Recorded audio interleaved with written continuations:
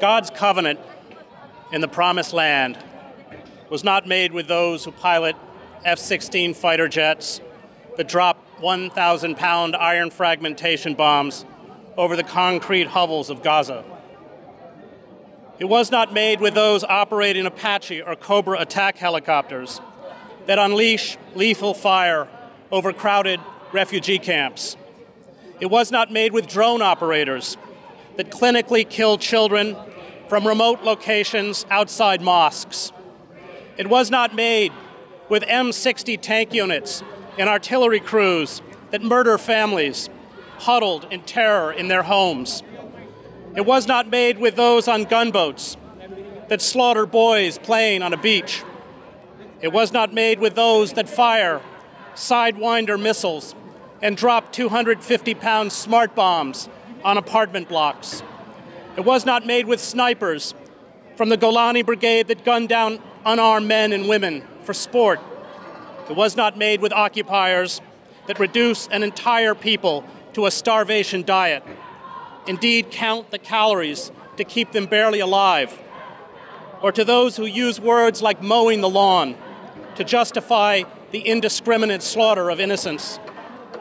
God's covenant in the Promised Land was not made with politicians, including every member of the U.S. Senate, that mouth words for peace and perpetuate war, that call for justice and perpetuate injustice, that refuse to stand up for the rule of law and the right of a captive people to be free. God's covenant in the Promised Land was not made finally with any race or religion. It was not made with the Jews. It was not made with the Muslims. It was not made with the Christians. God's covenant in the Bible and the Quran was made with the righteous. When Ibrahim asked in the Holy Quran if the covenant could be inherited, he was told bluntly, "My covenant is not given to oppressors." And God's iron requirement to stand with the oppressed occurs as well in the Hebrew and Greek Bibles. Those who turn away from righteousness, be they Jew, Christian, or Muslim, violate that covenant, and they are not God's people. God's covenant is made with those who love mercy and do justice, with those who care for the stranger, the orphan, and the widow, with those who frustrate the ways of the wicked, with those who bring good news to the oppressed, who bind up the brokenhearted, who proclaim liberty to the captives, and release to all those in prison, including those imprisoned in Gaza. God's covenant is with those men and women, Jews, Christians, and Muslims, believers and non-believers, who say, "Let my people go, oppressed so hard they could not stand, let my people go." And God calls these people oaks of righteousness, and they are God's people. Why does God weep in the Promised Land? God weeps because families, huddled in terror in their homes, are dismembered and killed by Israeli bombs. God weeps because mothers howl in grief over the bodies of their children in UN schools hit by Israeli shells. God weeps because the old and disabled, who could not flee the deadly Israeli advance, died helpless and afraid. God weeps because the powerful, here and in Israel, lie and dissemble to justify murder, and God weeps for all those who stand by and do nothing. God weeps because the assault on Gaza is not about Israel's right to self-defense or about removing Hamas from power. It is not about achieving peace. God weeps because the assault on Gaza is about the decades-long campaign to destroy and ethnically cleanse the Palestinian people from their land. God weeps because Israel is constructing squalid, lawless, and impoverished ghettos where life for Palestinians is barely sustainable. God weeps because Israel restricts or shuts off movement, food, medicine, and goods to accentuate the human misery. God weeps because Israel has turned Gaza, now largely without power, running water and sewage, into a vast gulag. God weeps because the failure to condemn Israeli war crimes by our political establishment and our compliant media betrays the memory of those killed in other genocides, from the Holocaust to Cambodia to Rwanda to Bosnia.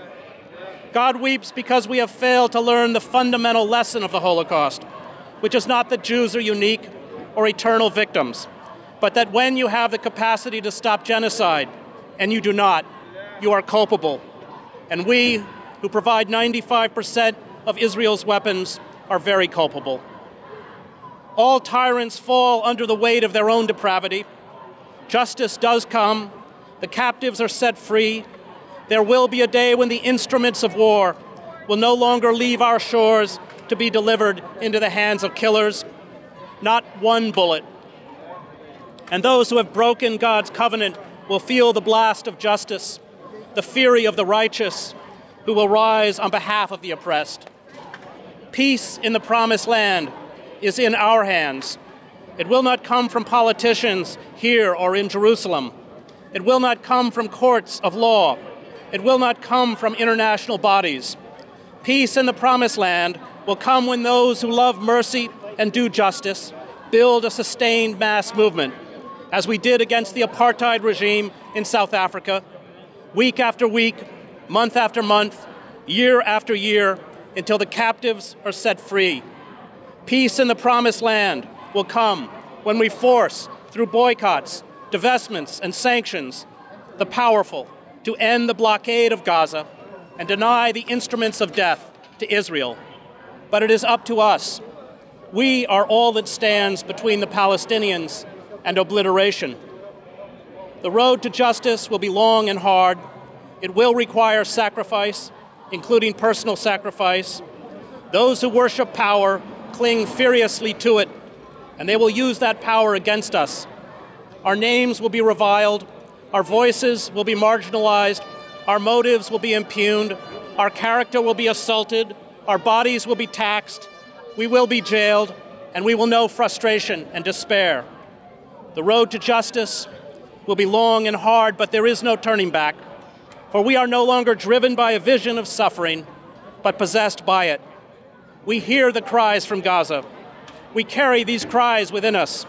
We will not rest until there is a balm to anoint the afflicted. We will not rest until there is comfort and justice for the oppressed. We will not rest until the children of Gaza have their childhood returned to them. We will not rest until the people of Gaza, no longer imprisoned, live in a free and independent Palestine. Let my people go, oppressed so hard they could not stand. Let my people go. Go down, Moses, way down in Egypt's land. Tell old Pharaoh, let my people go.